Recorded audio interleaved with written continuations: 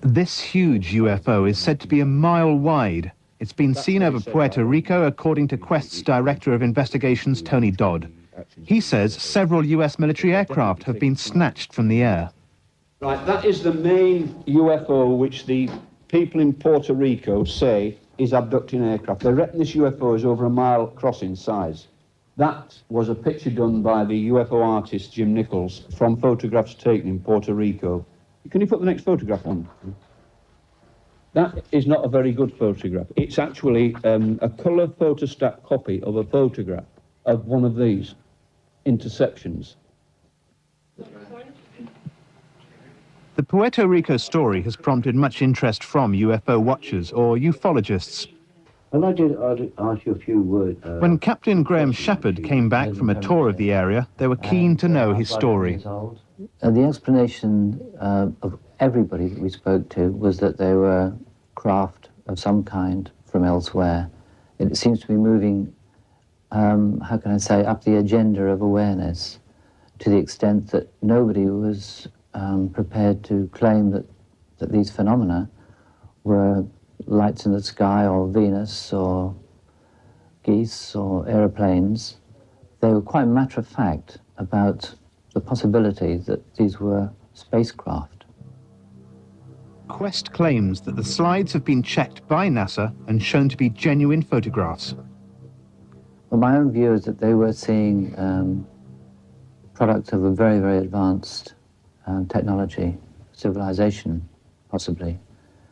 Their ability to change their flight characteristics, which are completely different from ours. For example, very large craft seem to be able to hover and to accelerate and to change direction at such a rate that completely defies what one might call our laws of aerodynamics and gravity. Tony Dodd says there is other documentary evidence for military UFO contacts. Well, I have a wealth of information which has come out where they actually talk on these documents about these UFOs being able to beat our defense systems and on certain occasions have been known to land on American Air Force facilities. They got very, very worried about this at one stage because certainly every nuclear site, every site which had missiles, at one stage or other has been penetrated by these things. And it is very, very obvious they are watching what we are doing from the point of view of our building these weapons of mass destruction. This happened in December 28, 1988 at 7:45 p.m.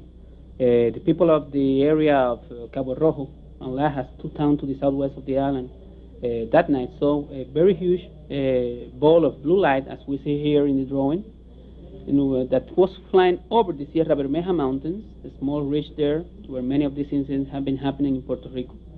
And then this ball of light changed, and it changed to another color, to a huge ball of yellowish light, and the witnesses all could see that this was part of a triangular craft, very big in size, and this yellow light was underneath the object. It was a almost semicircular, something like a bulge or a ball of yellow light, very bright, and the two jet fighters were trying to intercept it, and in 3 different occasions made it veer away and change its trajectory, its direction.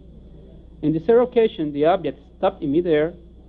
One of the jet fighters seemed to, as if it was going to collide with the object by the back of it. And the people began screaming because they believed there was going to be a collision and an explosion and something terrible might happen. But what happened was that the jet fighter just disappeared, vanished in midair, next to the UFO.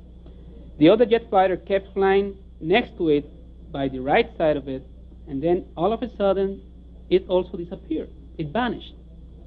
The UFO then came back again, turned around, flew over an area known there as the Saman Lake. It's a small pond surrounded by many palm trees.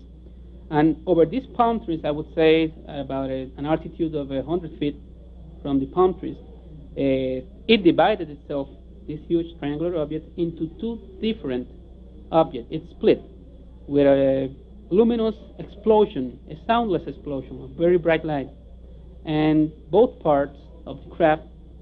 One flew very fast to the north, and one flew very fast to the east and disappeared. There were other witnesses that say that there was a surjet fighter that was checking on the situation from a distance. But when that pilot of that surjet fighter saw what happened, apparently he tried to flee the area, and three small balls of red light came out from the UFO and began chasing it, and they disappeared to the north. They don't know what happened to this surjet fighter. How many witnesses followed this event? Up to now, more than 100 witnesses. What are your conclusions? Well, this incident did occur. It's a very important one. When you have more than 100 witnesses that describe the same scene to you, they make the same drawings to you what they saw. All the details fit with all the descriptions, and we have other information due to the investigation we made.